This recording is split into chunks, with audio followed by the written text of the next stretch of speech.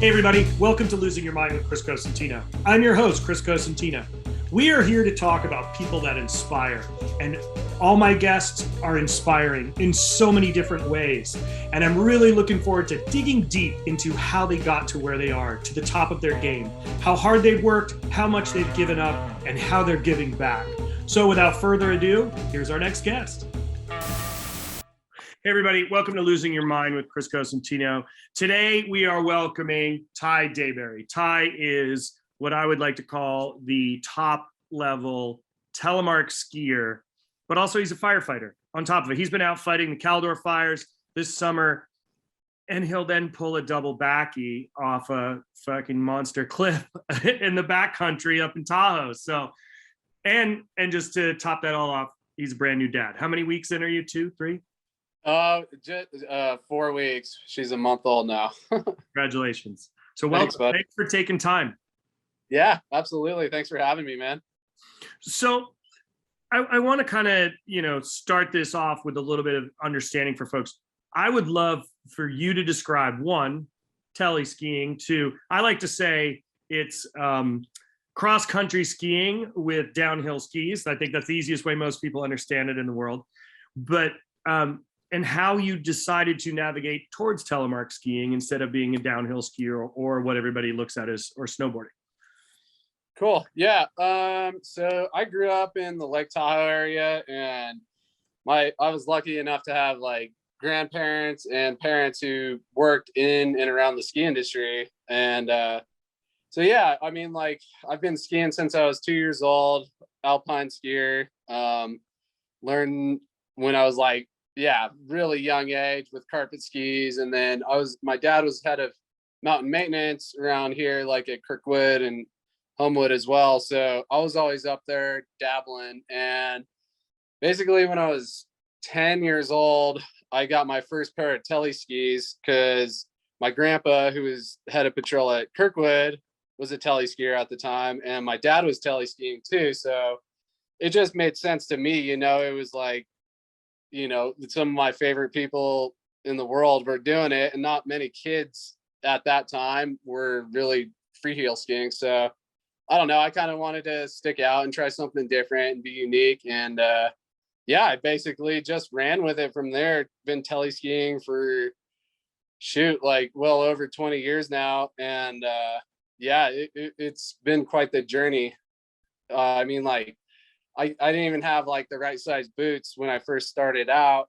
Like it started on leather boots, like cross country boots, like you were saying, like a really traditional setup. And yeah, it was always a fun battle for me to learn it at a young age. And then slowly got a little bit more progression going into the train parks when I was like in middle school. And then by the time I was in high school, I kind of got more structure and had some alpine coaches. I went to the Heavenly Ski Foundation and actually got on like their first free ride ski team at a young age. And basically from there went on to get a bunch of sponsors and was lucky enough to travel to Europe a handful of times at a young age and shoot film segments in the ski industry. And just been running with it ever since then, and here I am putting out independent Telemark ski films. So I'm stoked, dude. It's been a fun journey for sure.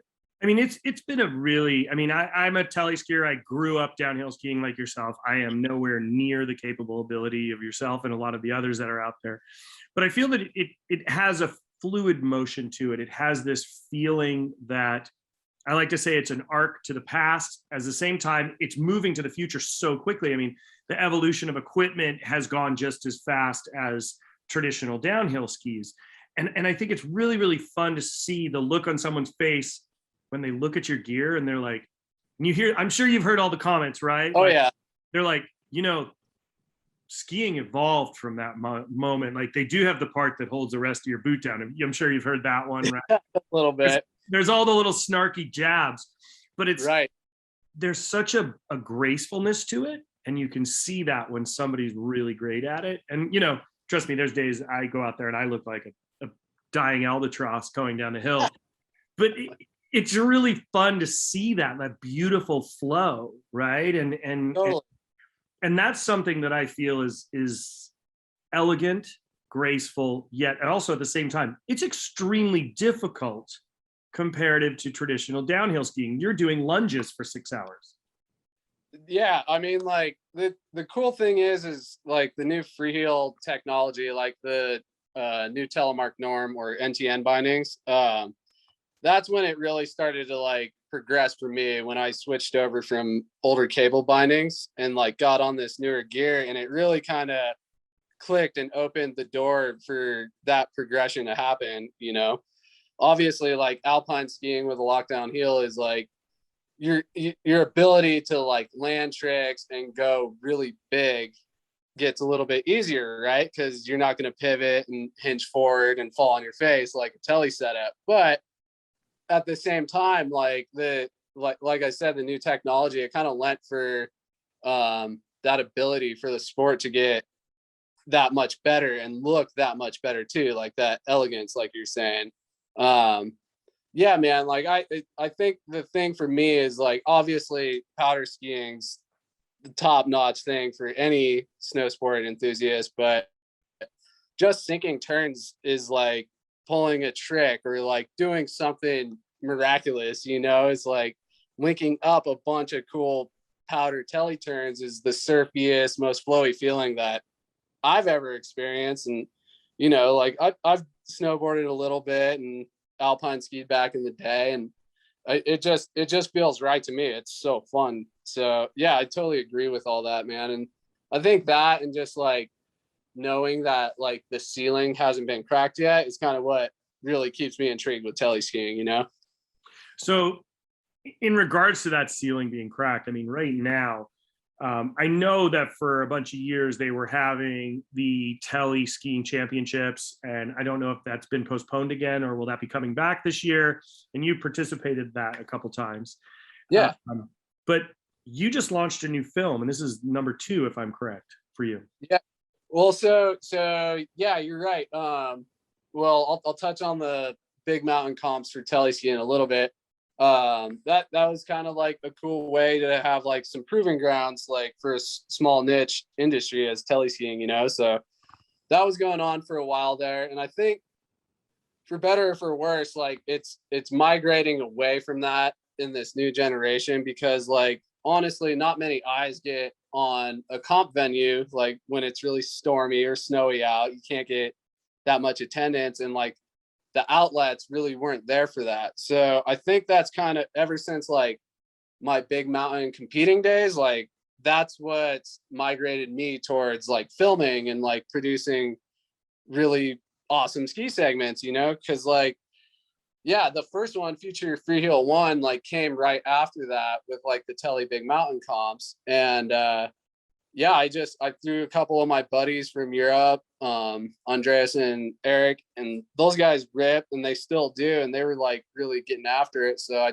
took some of their footage, and then yeah, pulled from stuff that inspired me, and built a pretty good segment that year. And that was when like drones were pretty new, and like the DJI drones and the 4K cameras were just coming out. So like the quality was there, and I had no idea, like when I first dropped that, like 6 years ago, I think Future Freeheel 1 came out. Future Freeheel 2 is coming out. That's the new one you were talking about. But yeah, man, I was just blown away by like the reception it got. Like the ski industry fully embraced it, and it got hundreds of thousands of views, and I was just blown away because it was so grassroots.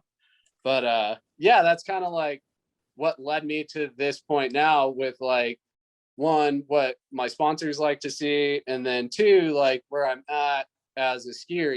Like back in the day, it was kind of proving yourself at competitions to make sure your name's out there, but now it's like all social media and kind of more of a visual thing. So I think tele skiing and like the new platforms that we have and the technology of camera equipment, it's just all the right time. So that's kind of where I'm at, and just still going to be stoked to do it in my 30s.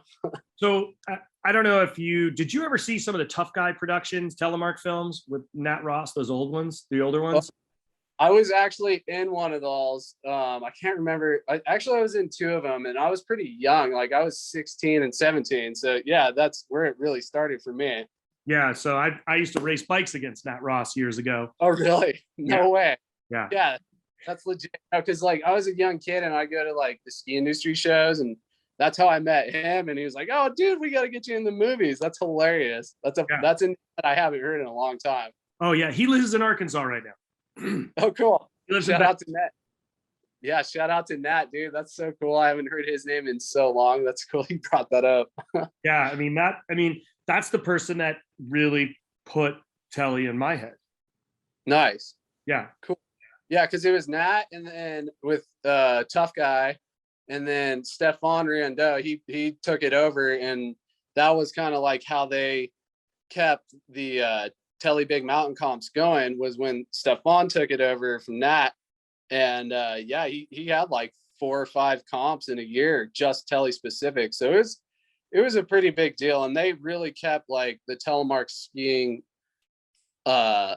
industry and niche alive during that time. Like them pretty much hands down were like the ones like fueling the fire there. So it's cool that you bring that up, because those aren't names that like everybody knows about in the ski industry, So it's cool, man. Yeah, no, it's deep rooted, and I'm just stoked to like still be here doing it after 15, 20 years, Yeah, and I think that's I think there's so, like, when we talked about a little bit earlier, is the progression in the sport, right? But also the progression in the equipment. And I think, I've been reaching out to you, talking to you about ski sizing and width and length. And Right. I'm on a 22 design as well. And I think the step in from cable is a huge step up from the past. Not that cable is bad, it's great for other applications, but I feel like there's such a unique trajectory right now. I mean, there's definitely people out there who bust my agates about Telly. They all laugh, and you and I talked about that a while ago. There was people write some pretty, let's just say, not so favorable things about Telly, right? They call it hippie sport. They make fun of that whole old saying, free your heel, free your mind. There's all those comments, but I don't think people realize that was the original sport before the bindings were locked down, right? That's where skiing originated from. And yes, it's fun ribbing and poking, but at the same time, we're riding on the same skis as everybody else. We just choose to have a different binding in a different boot. Totally. Yeah. I mean, I think the word that comes to my mind is inclusion, because like a lot of what the ski industry about these days is including people, and like recognizing that, it's kind of an exclusive ritzy sport, and it's hard to access for some people, right? Like, yep. My goal always is trying to share like the fun of tele skiing and making it kind of digestible, so that people realize like, hey, I can go out and do something new and fun and make it obtainable for myself. So yeah, like going back to what you're talking about with like the ski industry kind of hazing tele skiing for all those years. I mean, yeah, you could take it at face value, but at the same time, like the people who are haters are like choosing to ignore what's really out there and what's going on. And more, and in my experience, like more people than not are like really excited about what we're doing as Freeheel skiers and where it's going right now, like including all my sponsors. And that's why they're my sponsors, obviously. Exactly. Right. Yeah. So, I mean, yeah, I think those days, honestly, of like rousting and busting people's balls for like what they do, like that's so 1990s, like skier versus snowboarder attitude. And so I just don't really see it that much. Maybe it's because like I shred harder than a lot of alpine skiers, so they can't talk shit, kind of jabbing back. But like at the same time, I don't know, just these days it seems like at least here in California and Tahoe area, like people are just like nothing but have got nothing but open arms and like are really stoked on what's going on. You know what I mean? Yeah, no, the more people on the mountain, the better. It's like whether you're on a sit ski, whether you're on tele skis, whether you're on downhill skis, whether you're snowboarding, whether you're on a ski bike, whether you're on the boot skis, you know, what are those, like this big, those boot skis? All right. Right? I just think it's just getting more people outdoors, and we have to recognize the bigger picture. And like you said, inclusivity, you know, let's branch it out to everybody, every race, everything, every style, get people out in the snow, have a good time. You know, and the potential of what can be done. I mean, you know, you're going out backcountry, and I think that that's a really, really, really unique part of what Tahoe has to offer, right? I mean, you're skinning out to, well, you're snowmobiling out to some areas and then skinning from that point on. You know, that's a big commitment. You know, and I think for a lot of folks out there to understand how much work goes into that, you know, you have to take avalanche training. You have to carry a beacon. You have to leave specific notes of where you are, when you're leaving, where you're leaving from for family members and friends in case something happens. There's very specific rules. And I think it's really, really important that you share some of that, because I don't think people see a lot of the footage. They see a lot of the films right that are out there. And I don't think they understand how much work actually goes into the preparation to get to be able to do those things. Totally. Yeah. I mean, that's really well said, Chris. I mean, I just had that instilled in my backcountry learning experiences since a young age, mainly because, like I said, my grandpa was head of ski patrol out at Kirkwood. And so he actually was like one of the guys who designed a bunch of the avalanche control routes, like how they mitigate avalanches inbound. So anytime I'd go into the backcountry with him, he was teaching me this stuff at a really young age. And when I got into high school, you know, I took it a little bit more seriously and got more into backcountry skiing and started taking like area level 1 and, you know, reading books and like learning about snowpacks. And yeah, honestly, like you're saying, it's a lot of work. And then once you get to that point, like you have to work hard to stay refreshed on all that stuff. For us, like when we go out into the backcountry specifically to film, whether we're doing like touring access or sled assist, it's you got to have all your contingency plans in place. It's fun and games until like stuff goes really bad, you know. And like you said, like I work for the Forest Service, like I build trails and I do wildland fire. So in the summertime, like everything is approached from a safety standpoint, right? Like worker safety first. Like we're not going to go attack this fire head on, for instance, and, you know, not have our 10s and 18s in place, like our safety guides, you know? So I definitely try to apply like that same mentality when I go into the backcountry. And obviously like it is a job to go out and like get a camera pointed at you and like have that chemistry with a filmer and the athlete and like plan everything and predict the weather. And, you know, it's a lot for sure. But when it all comes together, it just comes off right. And like, you feel super accomplished and just stoked on the product that you're putting out. You know what I mean? And like you said, like it's a ton of work. You got to have like these things in place to make it go right. You know, I'm not just going out there blindly skiing down the side of a mountain without knowing what's going on down there, like line choice and, you know, predicting like what the snowpack's doing. That's all super huge stuff that goes into it. And like you said, it's not always captured on your like 30-second GoPro clip on Instagram, you know? So it's good that you brought that up because like I said, it's safety first. All these guys are my friends and we got families to come home to, and it's not as reckless as some people may think it is, you know, like everything is calculated risk, whether you're driving down the road or traveling in the backcountry on skis. It's, you know, it's what we do. And that's how we stay sane and healthy, is by being outdoors, I guess. Yeah. And I think it's a really important part of the process is understanding, and I like to call it having the legs to stand on. You know, if you want to run the marathon, you train for it. You don't just run around the block with the dog for four or 5 days and then go on the marathon, right? You build up towards that. And I think there's the thing. This wasn't a situation for you, and skiing at the level that you are right now, it didn't happen overnight. You trained avalanche training. You know how safety and rescue, you know how to get from point A to point B, you know how to pick a line, you know what's safe or not safe.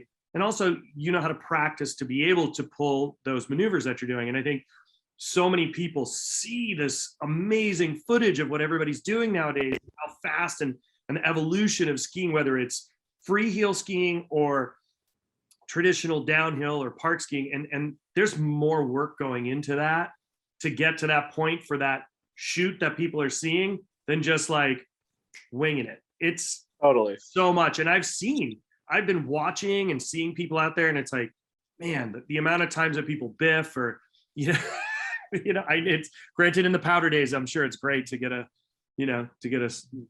mouthful, but it's definitely serious business. And I think it's, and even you're talking ski choice, right? You have ski choice, size, whether it's length, width, combination of both, or even wax choice, or how are your skins holding? What happens if something goes wrong with one of your skins? Totally. Yeah. So, I mean, like in regards to that and readiness and being prepared, I mean, I when I really got into sled access for skiing backcountry, kind of one of like the elders of the snowmobile community told me, if you treat your sled right, it'll treat you right. Right. So like you do all the maintenances and you take care of it, and you got to know how to wrench on that stuff, because like I've had friends just rip skis off of their snowmobile 10, 15 miles out there. And if you don't have like webbing and ski straps and like all the equipment to like field fix this thing, your $15,000 snowmobile is in the backcountry somewhere, like lost and gonna rust away and become part of nature.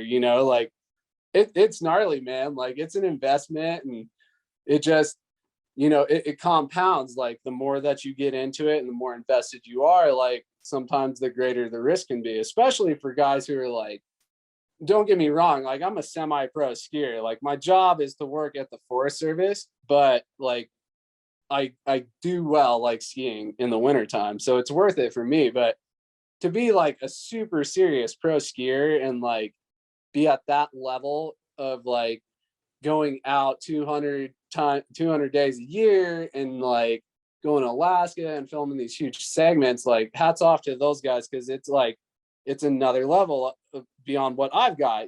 Like I've been to Alaska and I know what that's like. It's really gnarly, and I've scratched the surface there. So like you're saying, when you see like Travis Rice, who's the best snowboarder in the world, basically like doing what he's doing, it's because he's that good. He's the Michael Jordan of his sport, and he's put in those hours and put in the time in the classroom and like worked with like the most intelligent people in the ski industry to like accumulate something that comes off right on the screen that you're seeing.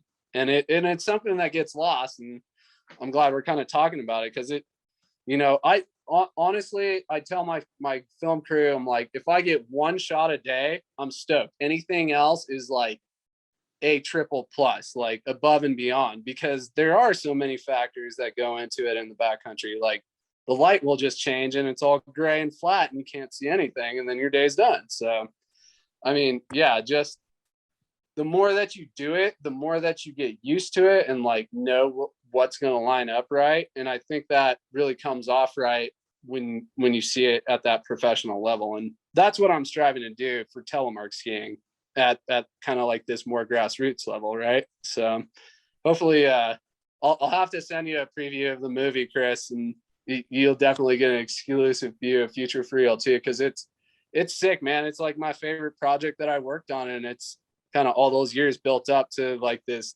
masterpiece that me and my buddy Brian Walker worked on. So I'm stoked, dude. Like it's cool to like be talking about it, not just on your podcast, but like throughout like the ski industry and around the local community. It's really well embraced, and I'm really privileged and humbled to like be able to keep doing this. Like I said, I'm not like that young up and comer 18-year-old. I'm like 33 and got a kid now, and it's just rad that I'm still doing it.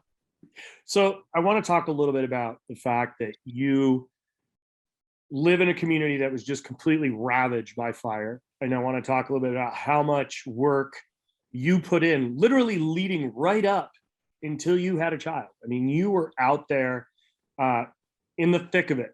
And I would love you to share with everybody. I mean, I think it now has a new term because of the amount of over 1 million acres was burned. And I want you to kind of share with everybody what the severity of that is, what it was like for you to be out there, and your team that you work with to really prevent, or try to contain what was really going on up in the Calder fire and everything going on up in Tahoe. Yeah, so I mean, honestly, like it's a real thing, human caused climate change. It's like I got my degree in interdisciplinary studies and sustainability, and so that's such like a holistic, like all-encompassing degree. But underlying theme, like the biggest thing that we're facing as humans right now is human caused climate change. And like every single year our wildland fire season just gets gnarlier and more hectic, and resources get more spread thin every single year since I've been working as a wildland firefighter. Like, so just to kind of clarify things, like I've been working for the Forest Service on the trail crew for like 13 seasons now. And about like 8 years ago, I got my red card and would like sign up with the on-call crew. And as a Forest Service employee, like you get a bunch of cool trainings and like you build your career as a firefighter. So like I work in the engineering department and do like trail building projects and like bridge building. And then when the fire season hits, it's pretty much all hands on deck, and they need as much help from resources like myself to like get the fire out, literally. And yeah, I mean, like my wildland firefighting career has gone from like just starting out on the OC crew to now like my trail crew and other people from different departments get called up as a short mod. And we're basically a small hand crew that goes out, and during preparedness level 5, which is like the heightened season of fire, like we're the ones that stay here in Tahoe and go to lightning strikes and put out escape campfires that people light off, and get like some of those smaller fires. But then when we get some larger incidences, like the Fork fire last year, we got called out to for a week on our neighboring forest, and the Caldor fire that obviously rolled through South Lake Tahoe and the surrounding communities, like it's all hands on deck, man. It just gets gnarlier every year. That Dixie fire was just such a rager that was just to the north of us. We had the Tamarack fire that was like literally only like 10 miles away. And then the Caldor went off and jumped from basically like, if people know, outside of Sacramento, you got kind of like Placerville area, and it ran like miles and miles, and just the wind alignment and the topography and the receptive fuels made it so that this raging fire was basically uncontrollable with no matter how many resources you put at it. And yeah, next thing you know, like me and my crew are working 24-hour shifts, like prepping things and getting stuff ready for when the Caldor hit.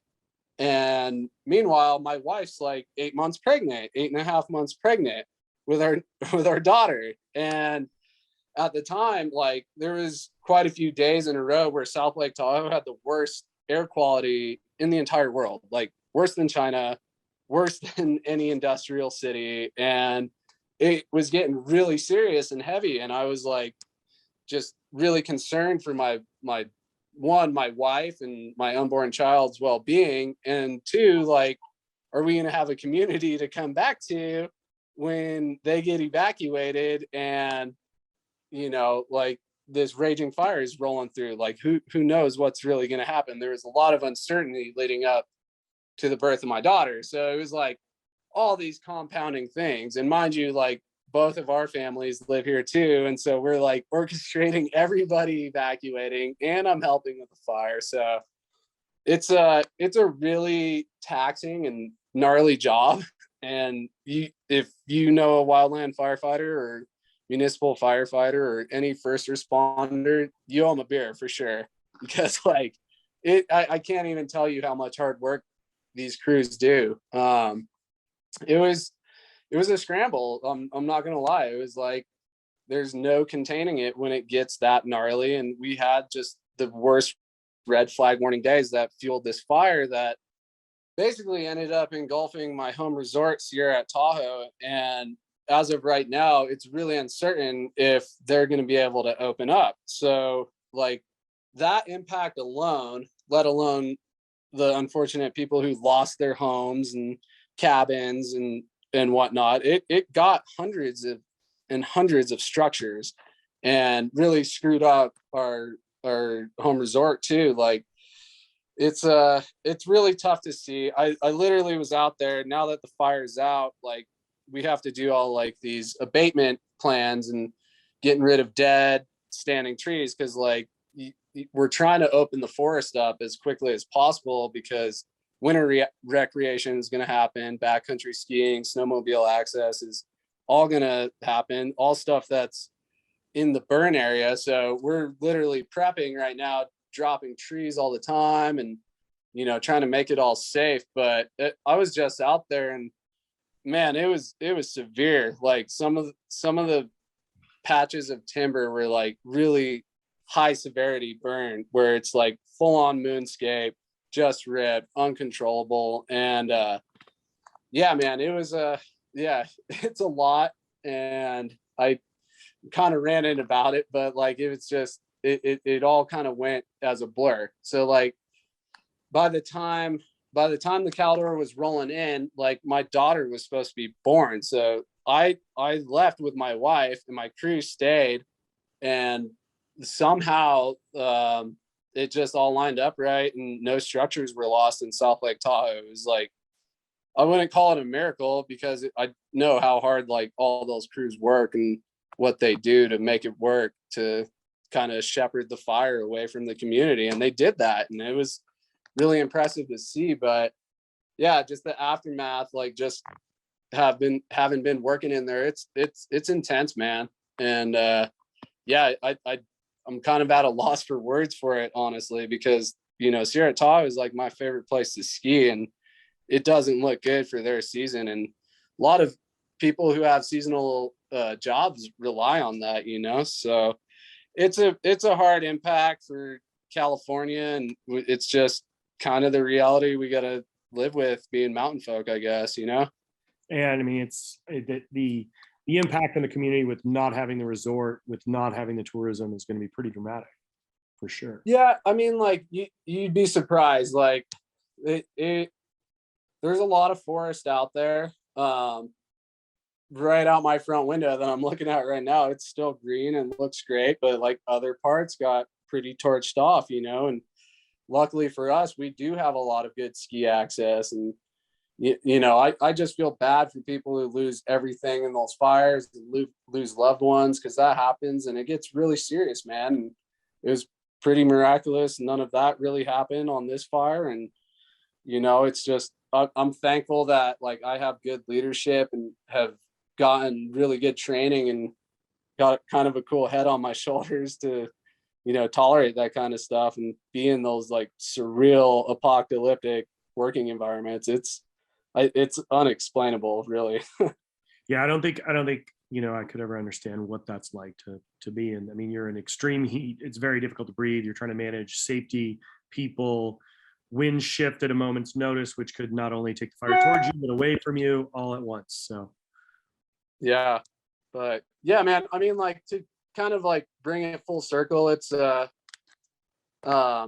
just you got to be a responsible person out in the forest, man. Like whether it's like having a campfire on a red flag warning day when you shouldn't be doing that, like it's all education, man. And whether it's like the climate change as a collective whole that we need to like start getting a handle on, you know, we need some strong legislation and a lot more support, because it's tough to watch a new rookie firefighter getting paid close to minimum wage and like putting their life in on the line, and like getting in front of a fire. And it's just, yeah, we need to kind of realize what our priorities are here in America, especially. And yeah, hopefully some things change for the better. And I could only be optimistic, but I guess in summary, go visit your favorite national forest while they're still there, man. Because yeah, we're getting chunks, literally percentages of national forest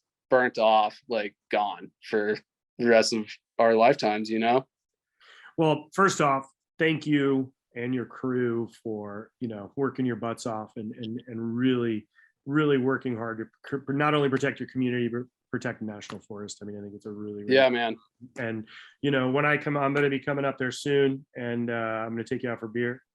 Oh yeah. And we're gonna go cut some turns. So that's a guarantee. That's a guarantee. Yeah, do it, Chris. Yeah, hit me up. Open invite to you, buddy. Definitely hit me up anytime. And yeah, definitely I'll send you that link for the new movie. It's gonna be coming out. Where can everybody, that's really important. I want to make sure everybody can check a look at this film that you just put out. Where are they going to be able to find this? Cool. The new Tele films, Future Freeheel 2. I'm gonna drop it online, open source on YouTube, and hopefully the ski industry gets behind it. I got some cool friends out there that are going to share it. And basically we're doing the film tour. It's the Tele film tour with my buddies Telemark, Colorado. They're planning a West Coast and Midwest tour of my film and 2 other Telemark films, short films that are coming out. And yeah, I love doing the little tour stops because it's cool. You get to like meet people face to face. And with like the COVID going on, the pandemic, we're definitely trying to do it more in like outdoor settings. Like we already had a premiere here in South Lake, and that just went off. We did a fundraiser for Sierra at Tahoe and raised $21,000 so that they can put it towards good use to get the resort back online. And everything that we're doing with like the Telemark scene and the tour and everything is just nothing but good vibes and bringing community together. So yeah, I'll send you the link, and check out Telemark Colorado, and they'll have the tour dates posted on their website. So great. Yeah. So I got a quick thing. We're gonna do a quick little game here before we get off. No answers are wrong. Okay. Okay. Copy. All right. Red or white wine? Oh, red wine. Okay. A light beer, dark beer? Dad beer, light beer. Okay. Coffee or tea? Yerba mate tea. I'm a hippie, dude. Hamburger, hot dog? What was that? Hamburger or hot dog? Oh, hamburger all day. Ketchup or mustard? Oh, mustard. Dijon or whole grain mustard? Ooh, Dijon. Beef or pork? Beef. French fry, onion ring? French fry. Taco or burrito?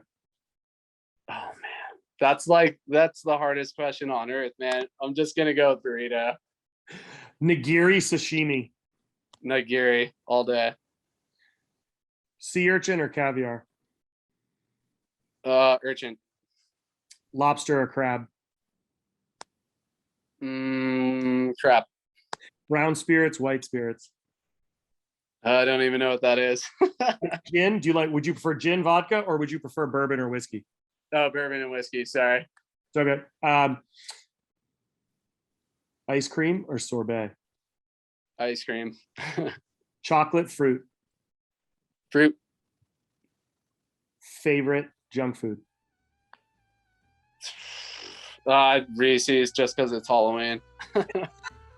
You're the guy that goes and buys all the bags, right? And never really gives the candy out. That was my wife, dude. Yeah, no, I told her that was gonna happen. She went back. Oh, it was on sale. I'm like, they do it so that you come back the night before and buy it like at regular price because you ate it all. Awesome. Totally. I just lived that. That's hilarious. Ty, thanks for taking time. I know you're busy. I know you've got a newborn there. You gotta be helping out, but Really appreciate your time and really been inspired by watching what you're doing and just seeing how far you're pushing tele skiing. It's super inspiring and really fun. So thank you so much. No. Oh, totally, Chris. I'm super glad that you reached out. And yeah, dude, we're going to have to do another podcast. For sure. Anytime. Sick, dude. All right. Thank you so much.